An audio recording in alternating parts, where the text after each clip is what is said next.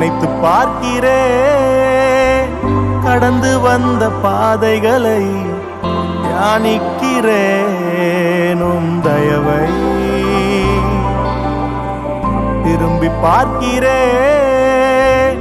துவங்கின காலங்களை புரிந்து கொள்கிறேன். உம் அன்பை